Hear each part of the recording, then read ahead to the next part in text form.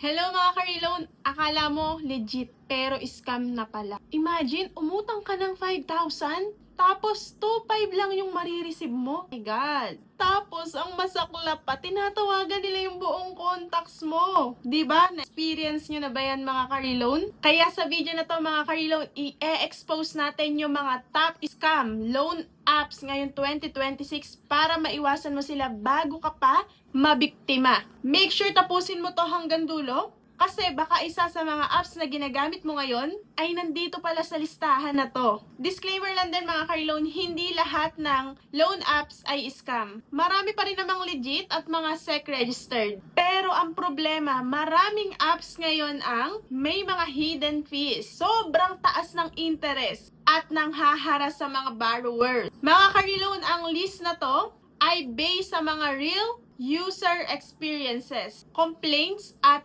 actual computation. Kaya ano pang hinihintay natin? Simulan na natin yan. Top Scam Loan Apps 2026. At unang-una na nga sa listahan natin mga ka-reloan ay yung mga fake loans, clone loan apps. Ito yung mga ginagaya nila yung pangalan at logo ng mga legit para magmukha rin silang safe. Maraming ganyan mga ka-reloan. Nakikita nyo ba sa balita o kaya naman sa mga comments, ganyan. Merong mga nabibiktima pa rin talaga ng mga fake na loan app. Kaya akala mo, legit yung loan application. Pag download mo, hihingi agad ng access sa contacts mo, sa gallery mo, at sa messages. So, nun pala, kaya siya ganon, ka-eager, na hingin yung access mo kasi fake pala siya. Kaya maging mapagmatsyag tayo mga ka-reloan. Kapag grabe yung mga hinihingi nilang access sa'yo, nako, magtaka-taka ka na dyan. Ito yung mga red flags sa mga clone or sa mga fake na accounts. Unang-una, wala silang website. Wala silang official website.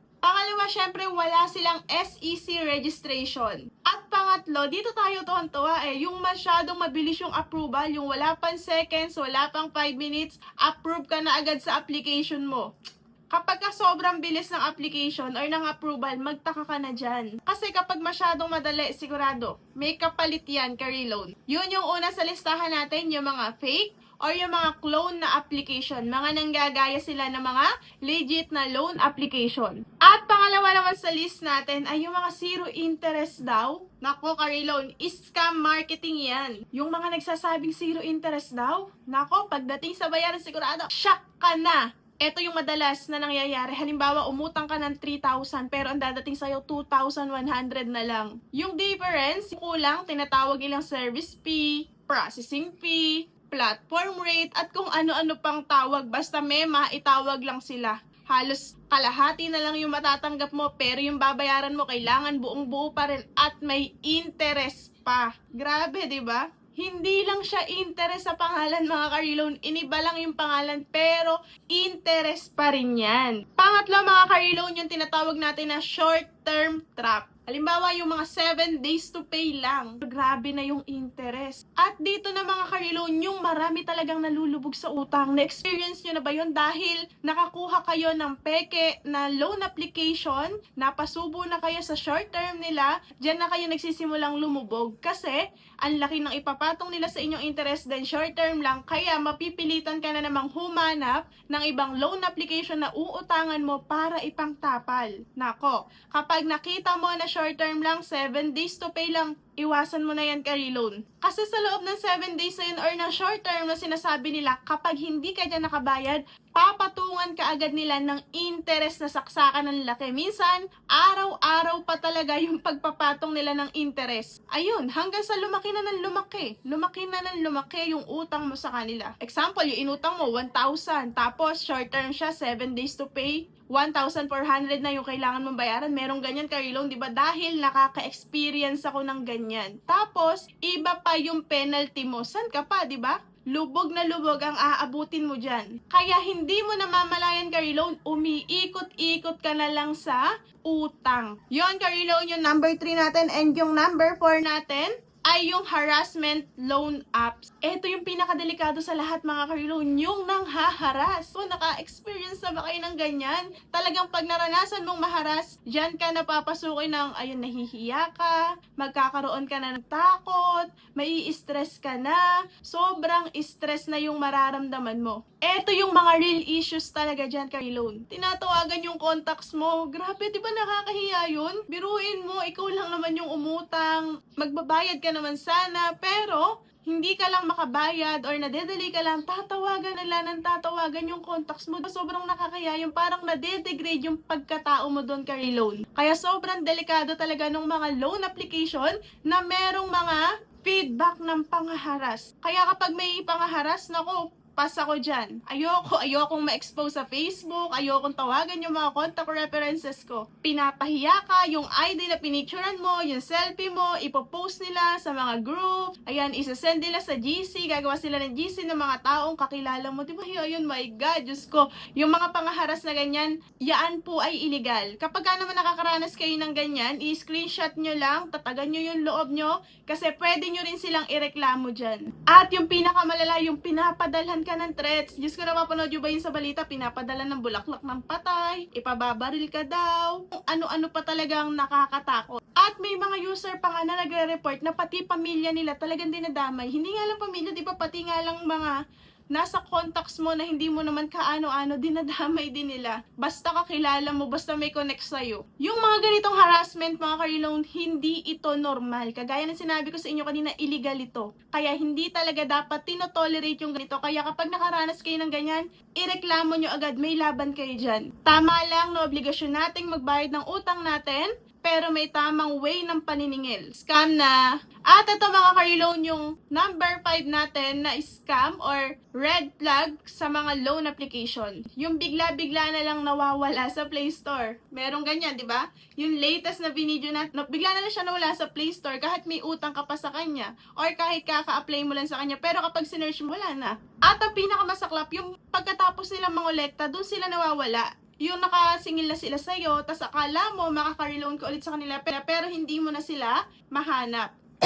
Pagka ganun mga ka-reloan yung application, ibig sabihin red flag yan. May mali sa kanya kung bakit siya nawawala or tumitigil yung pag-ooperate niya. Ito yung mga dapat tinitingnan nyo sa isang loan application or ito yung mga danger na dapat ninyong mapansin. Wala siyang customer service. Yung wala kang makukontak kapag may concern ka sa kanya. Dapat meron. Hindi mo na makontak. Kasi nga, yung contact nila, wala na. O kaya hindi mo na talaga sila as in. Zero-zero na yung information mo tungkol sa kanila. Pero may utang ka pa rin, di ba? Lagi niyong tandaan mga ka-reloan, kung hindi stable yung loan application, red flag na yan. At ito yung panghuli sa listahan natin mga ka-reloan, grabe ang interest. Halimbawa, ito, napakarami nito mga ka-reloan. Halimbawa, ang utang mo 1,000 pesos, pero babayaran mo sa loob ng 7 days or ng 14 days. Ito yung mga uso ngayon, di ba? Hindi siya 7 days, pero 2 weeks to pay. Every 2 weeks yung pagbabayad. Halimbawa, umutang ka ng 1,000, tapos ang mabayaran mo na 1,500 within 7 days or 14 days. Computing yan mga ka-reloan, sobrang laki ng tubo niyan. 500 agad ang tinubo sa 1,000 within short term or 7 days or 14 days. Hindi makaturungan yan mga ka-reloan. May mga ganyan ding tao, hindi lang sa loan application.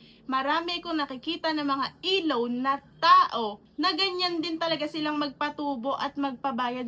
As in, short term lang talaga sila. 7 days. At kung titingnan mo sa per day, halos 35 pesos. Tutubo sa 1,000. Grabe yun, diba? Hindi makaturungan yun mga ka-reloan. Hindi lang siya mataas. Sobrang taas. Grabe. Parang yung tower. Ganyan. Sobrang taas. Grabe naman yung mga nagpapautang ng ganyan. Sa sobrang taas yan, maabot nyo na kaya yung langit. Char. So yun mga ka-reloan, yung top 6 natin na mga loan application na dapat nyong iwasan kasi yun ay mga scam or mga red flags. Ngayon naman mga ka-reloan, paano nyo malalaman kung scam ba yung loan application? Mga ka-reloan, para hindi ka mabiktima, tandaan mo to. Lagi nyong i-check ang SEC registration. tingnan nyo kung meron siyang SEC registration. Kasi unang-una yan sa list na kapag kaala, red flag yan. Kasi nga, yung iba nga naka-SEC registered na, pero nakukuha pa rin nilang mangharas, nakukuha pa rin nilang magpatong ng mataas na interest. What more yung mga loan application na wala talaga sa SEC registration. At mga ka-reloan, magbasa kayo ng reviews, manood kayo ng mga ganito na mga loan application review. Malaking tulong to bago kayo mag-apply sa isang loan application kasi minsan yan ang magsasalba sa inyo. Iwasan nyo mga ka-reloan yung sobrang bilis mag-approve. Pero yun yung nakakatawa, ano? Halimbawa, kailangan na kailangan mo na talaga. Tapos, yun talaga hanap mo yung mabilis mag-approve. Tuwan-tuwa ka kapag na-approve ka agad. Aminin mo yan. Kasi ako ganyan din ako. Kapag na-approve ako agad, wow! Tuwan-tuwa talaga ako. Pero red flag yan mga ka-reloan. At huwag kayong papayag sa sobrang taas na kaltas. Minsan nakikita naman natin sa mga loan application, lalo na kapag ka mga SEC registered naman siya, pinapakita naman yung repayment plan at kung magkano yung makukuha mo. Magkano yung loan amount na makukuha mo, pinapakita yan kapag ka sa tingin mo ay sobrang taas. Halimbawa sa 1,000, ang kukunin sa'yo ay 300 pesos agad. Wag na yan, wag mo nang ituloy yan kasi sobrang taas nung kaltas na yan. Maging matalino tayo mga ka-reloan. Minsan sinasabi nila walang interest pero dun sila bumabawi sa kinakaltas nila. Tapos sisingilin pa rin kayo sa ganung presyo. Halimbawa, sinabi 1,000 yung ipapautang sa'yo, wala daw interest yun. Pero ang makukuha mo lang 600. Pero ang babayaran mo ay 1,000 plus, 1,024. Tapos kung pakikinggan mo, di ba parang walang masyadong tubo, 1,024 lang. Pero tandaan mo, ang nakuha mo, 600 plus lang. Kaya, may tubo pa rin yun at sobrang laki nun. Maging matalino tayo mga ka-reloan. Kaya mga ka-reloan, kung gumagamit ka ngayon ng mga loan application, i-double check mo na yan. Kasi baka isa na yan sa mga red flags na sinabi ko sa'yo. At kung meron ka pa rin namang ibang choice, lubayan mo na yung mga loan application na mapapansin mo na nandito sa red flags. Kasi para safe ka. Kasi mga ka-reloan, mas okay na yung mag-ingat tayo kaysa magsisi tayo sa huli. Yun lang mga ka-reloan, kaya ako nakatulong sa inyo ang video natin na to. Mag-like ka naman, mag-comment ka rin ng mga experience mo or kung ano ba yung natutunan mo sa video natin. I-comment mo na rin kung ano pa yung loan application na gusto mong i-review natin at re-reviewin natin yan agad. At mag-subscribe ka na rin para sa mga real experiences, real review tungkol sa mga loan application. And hit the notification bell para ma-update ka or ma-notify ka tuwing mag-a-upload tayo ng video. See you on my next video, ka-reloan. Mga ka-reloan, dagdag ko lang pala, hindi na ako nagbanggit ng mga pangalan ng mga loan application. Pero kung ganyan yung experience mo, kagaya nung mga nabanggit ko, yun na yun, red flag na yun kahit wala akong banggit na pangalan. Kasi ka-reloan, kung yung mga ginagamit mong loan application ay may mga ganyang sign, possible na delikado yan. Yun lang mga ka-reloan, sana ay makaahon tayong lahat sa pagkakautang and iwasan natin yung tapal-tapal system para hindi tayo magsisi sa huli. And mga ka-reloan, para makatanggap tayo ng 100 pesos sa GCash natin, ay ituloy-tuloy nyo lang yung panonood, pagko-comment, pag-share para mapansin kayo ng spotlight natin. Yun lang mga ka-reloan. Bye!